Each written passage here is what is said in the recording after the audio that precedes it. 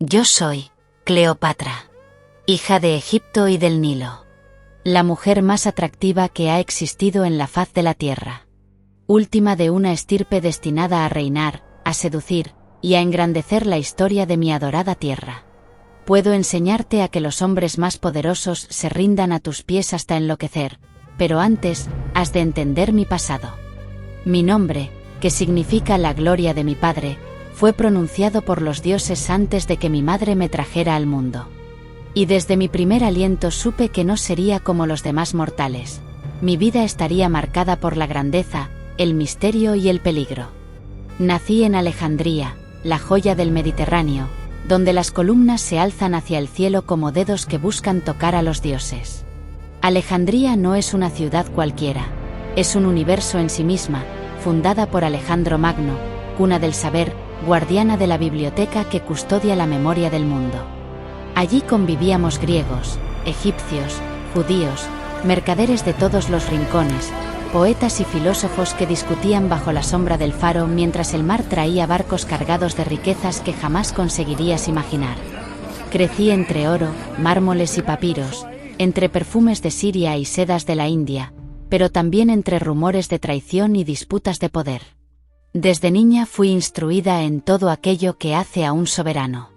No solo aprendí a leer y a escribir, sino a comprender los lenguajes del poder y de la seducción. Mis tutores me enseñaron matemáticas, astronomía, filosofía, medicina, pero también retórica y política.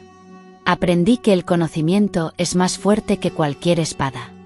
Aprendí lenguas, hablaba griego con la fluidez de mis ancestros, egipcio para acercarme a mi pueblo, algo que mis predecesores estúpidos habían despreciado, y además el latín, hebreo, sirio, árabe y otros dialectos.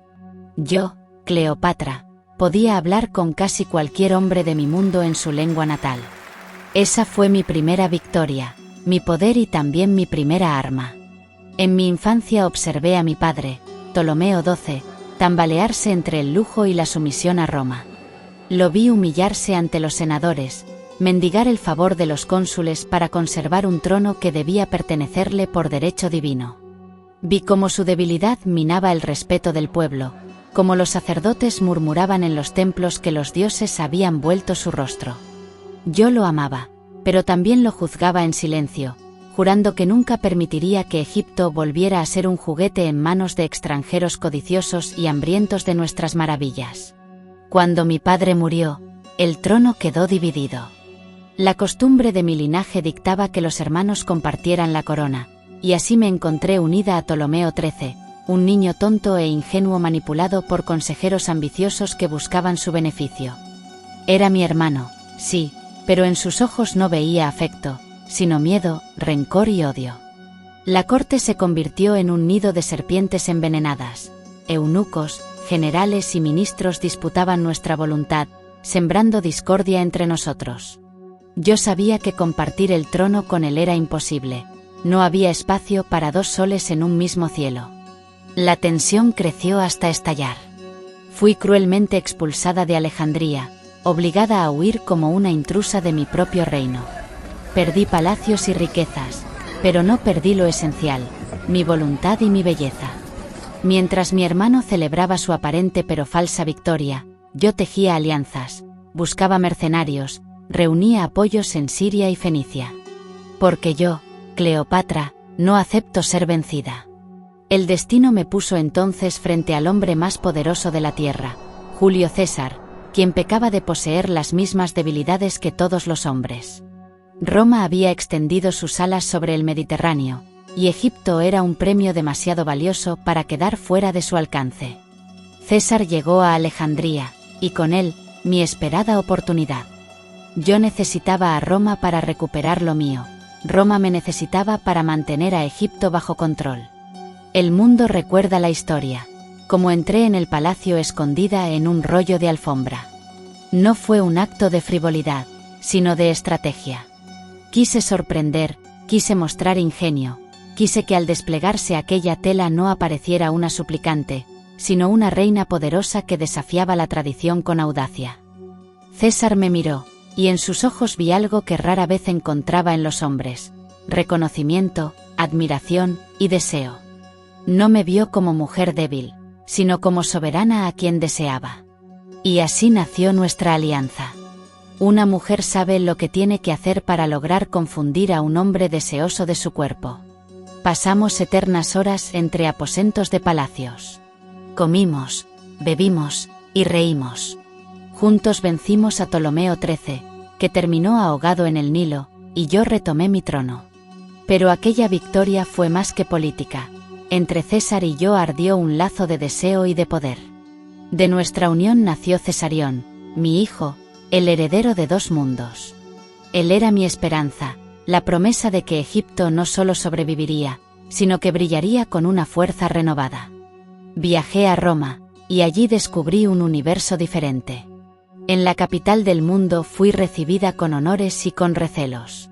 Caminé por el foro, contemplé el Senado, conocí a filósofos y guerreros. Los romanos me observaban como si fuera un ser mitológico, mitad reina, mitad amenaza. Y en medio de aquella ciudad dura y severa, yo me erguí con la gracia de Isis. Pero Roma es un lugar peligroso, las sonrisas ocultan dagas.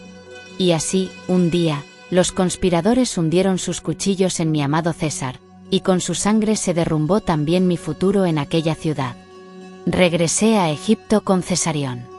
Roma ardía entre el caos y guerras civiles, y yo debía proteger no solo a mi hijo, sino también a mi reino. Fue entonces cuando Marco Antonio apareció en mi vida. General, héroe, conquistador, su sola presencia llenaba las plazas y mi atención.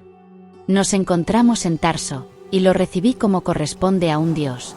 Llegué en una barca adornada con velas púrpura, dorada como el sol, rodeada de música y perfumes. Quise que entendiera que yo no era súbdita, sino igual. Y así lo entendió. Desde ese instante fuimos 2 fuegos que se reconocieron y se unieron. Con Marco Antonio compartí algo que no tuve con César, una pasión ardiente que nunca había conocido, salvaje, desbordado. Pero también una alianza política que desafiaba al mundo. Juntos repartimos tierras, juntos dormimos, juntos soñamos con un imperio que uniera Oriente y Occidente. Tuvimos hijos, que serían herederos de esa unión. Roma me llamó bruja, hechicera, interesada y manipuladora, acusándome de haber embaucado al héroe. Pero lo cierto es que Marco Antonio eligió. Me eligió a mí. Y eligió a Egipto. Octavio, heredero de César, no soportó aquello. La propaganda romana me convirtió en el monstruo oriental que corrompía a su rival. Se levantó la guerra, y todo culminó en la batalla de Accio, donde muchos hombres perecieron en mi nombre y en el de Roma. Aquella batalla naval, donde nuestras naves se enfrentaron al poder de Roma, fue el inicio del fin. La derrota quebró a Antonio, pero yo aún luché, aún resistí, hasta que Alejandría fue sitiada. Cuando comprendí que todo estaba perdido, que Roma entraba en mis palacios, que Octavio me quería como su trofeo, supe qué debía hacer. Marco Antonio, en su desesperación, se arrojó sobre su espada. Murió en mis brazos, y nunca he sentido dolor mayor. Pero yo no podía seguirlo aún, todavía no, debía elegir el momento. Octavio intentó seducirme con promesas de clemencia, pero yo supe leer en sus ojos la humillación que me aguardaba. Me llevaría encadenada en su desfile, mostrando a la reina de Egipto como un animal vencido. Eso jamás. Yo, Cleopatra, descendiente de faraones, hija del Nilo, nunca caminaría como esclava. En mi cámara adornada con oro y aromas, hice traer a la serpiente sagrada, el áspid. Símbolo de divinidad y grandeza, mensajera de los dioses. La sostuve, y cuando sus colmillos perforaron mi piel, sentí el fuego divino recorrerme. No fue derrota, sino triunfo. Yo elegí mi final. Yo decidí que Roma no escribiría mi último capítulo. Y así morí como viví, como reina. Hoy, siglos después, aún susurran mi nombre con miedo y con admiración. Cleopatra, la mujer que se enfrentó a Roma, la reina que no se rindió, la madre que soñó con unir 2 mundos. Mi cuerpo desapareció, pero mi memoria sigue en las arenas, en las aguas del Nilo, en las estrellas que me acompañaron desde la cuna hasta la tumba. Yo fui la última faraona de Egipto. Y mientras el sol siga naciendo sobre las pirámides y el río siga su curso hacia el mar, mi historia nunca morirá.